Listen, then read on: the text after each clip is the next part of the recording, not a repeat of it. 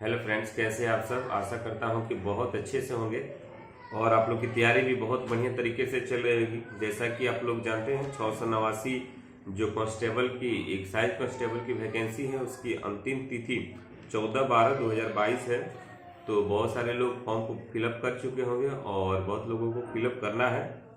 तो तैयारी आप लोग जल्दी से शुरू कर दीजिए, क्योंकि एग्जाम का टाइमिंग में ज़्यादा देरी नहीं लगेगा और ना ही फिजिकल के में ज़्यादा देरी लगेगा। इसलिए आपको फिजिकल की तैयारी और रिटन की तैयारी दोनों साथ साथ लेकर के चलनी होगी।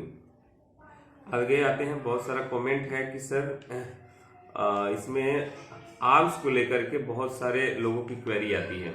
तो देखिए, इसमें फिलहाल सुपरिटेंडेंट रैंक जो है, इंस्पेक्टर रैंक जो है और सब इंस्पेक्टर रैंक के जो है, इनको आर्म्स जो पिस्टल है वो अलाउ कर दिया गया है। और सुनने में आ रहा है कि हम लोग को भी, यानी जो एएसआई हैं उनको भी पिस्टल अब अलाउ, शायद खरीदारी वगैरह हो चुकी है, अब दे दिया जाएगा कुछ ही दिनों में, जल्दी ही। लेकिन अभी जो कांस्टेबल हैं, हम लोग के विभाग में जो कांस्टेबल है उनको आर्म्स नहीं दिया गया है। कुछ लोग जो ट्रेनिंग करके आए हैं, हाल फिलहाल में जो 365 सीट वाली थी, तो उसमें जो जेंट्स हैं उनका ट्रेनिंग हो चुका है और इनको 3 अलग अलग जगहों पे रखा गया है, मुजफ्फरपुर, पटना और एक और जगह है, मुझे याद नहीं आ रहा है। तो इनको एक्साइज कमांडो के रूप में बना करके रखा गया है। और जैसे जैसे जिस जिला में रेड रोड की आवश्यकता होगी तो ये उन लोग के साथ कोऑपरेट करके छापेमारी करेंगे। फिर जो 76 सीट की वैकेंसी है ये भी जल्द कंप्लीट हो जाएगी और 689 सीट की जो कांस्टेबल की वैकेंसी, इसे जल्द से जल्द पूरा किया जाए, क्योंकि कांस्टेबल की सख्त बहुत जरूरत है। अभी कांस्टेबल जो है विभाग में बहुत कम है। जो हम लोग के समय की जितनी भी सीटें थी उनको लगभग एएसआई में प्रमोट कर दिया गया है। कुछ ही लोग जो हैं 40-50 लोग जो हैं हम लोग के ग्रुप के एज ए कांस्टेबल के रूप में बचे हुए हैं। बाकी सभी लोग असिस्टेंट सब इंस्पेक्टर के रूप में प्रमोट हो चुके हैं।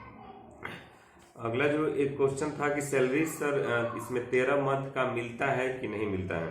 तो देखिए, अभी 12 मंथ की सैलरी हम लोग को मिलती है, लेकिन ये भी सुनने में आ रहा है कि जो 13 मंथ की सैलरी है वो देने की बातचीत चल रही है और जल्द से जल्द जो है 13 मंथ की सैलरी देने की प्रक्रिया शुरू हो जाएगी।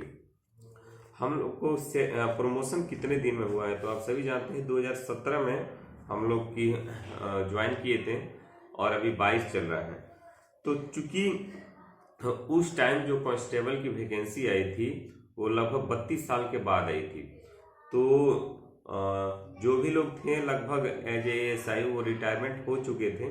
तो अभी ऑफिसर की बहुत ज़रूरत थी, चूँकि हम लोग के विभाग के जो अपर सचिव हैं के पाठक सर हैं और ज़्यादा से ज़्यादा ऑफिसर रहेंगे तो ज़्यादा से ज़्यादा काम होगा। इसलिए कांस्टेबल जो थे उनको प्रमोट करके एएसआई बना दिया गया, क्योंकि इसमें हेड कांस्टेबल का पोस्ट नहीं है।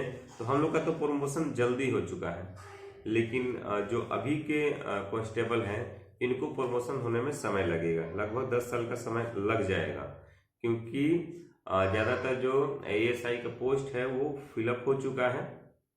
तो अब हम लोग जो है एएसआई से एसआई जब बनेंगे तब इन लोग की बारी आएगी। आगे जो है एक्साइज में सैलरी कितना मिलता है, अगला जो कमेंट पूछा गया है कि सैलरी कितना मिलता है। तो हम लोग को तो 17 में ज्वाइन किए थे, तो सैलरी आप जानते हैं साल में 2 बार डीए लगता है। गवर्नमेंट की तरफ से दिशा निर्देश आता है कि 4%, 3%, 6% जो भी गवर्नमेंट देती है डीए के रूप में वो इंक्रीमेंट होता है। तो साल में 2 बार डीए बढ़ता है और 1 बार इंक्रीमेंट आपका लगता है। तो 3 बार जो है साल में सैलरी आप लोग की बढ़ती है। वो जो बेसिक होता है सैलरी उसी पे ये होता है, जो डीए है आपकी बेसिक पे ही बढ़ाया जाता है। अगला जो है पूछ रहे हैं कि सर क्वार्टर से ड्यूटी जा सकते हैं या नहीं। तो बिल्कुल जा सकते हैं, हम लोग भी क्वार्टर से ही ड्यूटी जाते हैं। ठीक है, अभी कहीं कहीं ही जो है एक्साइज डिपार्टमेंट का अपना बैरक है, अपना सुसज्जित जो है मकान है, लेकिन अधिकतर जगह पे अभी एक साइज का मकान नहीं है, बैरक नहीं है, इसलिए सभी लोग ज़्यादातर लोग जो है बैरक में नहीं रहते हैं, अपना अपना क्वार्टर लिए हैं और वहीं से ड्यूटी आते हैं जाते हैं। उसके बाद पूछ रहे हैं कि पढ़ने के लिए टाइमिंग के बारे में बहुत लोग पूछते हैं कि सर इसमें रह के पढ़ने का टाइम मिल सकता है कि नहीं। तो देखिए, पहले तो बहुत टाइम मिलता था हम लोग को पढ़ने के लिए, लेकिन अभी वर्कलोड बहुत ज़्यादा बढ़ गया है। और नोडल रेड होता है सप्ताह में, समझिए कि 3 दिन नोडल रेड होता है। और जब एज ऑफिसर हम लोग हो चुके हैं, एएसआई हो चुके हैं, तो केस कीजिए, उसका डायरी लिखिए, तो हम लोग को थोड़ा सा और समय कम मिल रहा है। पहले जो है समय मिल जाता था और फिलहाल समय बहुत कम मिल रहा है। ठीक है, तो अभी पढ़ने का बहुत थोड़ा बहुत ही जो एज ए कांस्टेबल के रूप में अगर थोड़ा बहुत समय निकाल सकते हैं, लेकिन एएसआई और एसआई बनने के बाद बहुत कम समय मिल रहा है। तो यही कुछ इम्पोर्टेंट जो आप लोग के कमेंट्स थे, मैंने उसके बारे में बताने की कोशिश की। और जो भी कमेंट होगा, जो भी आपके अंदर क्वेरी होगी, जिज्ञासा होगी, उसे कमेंट सेक्शन में डालिएगा।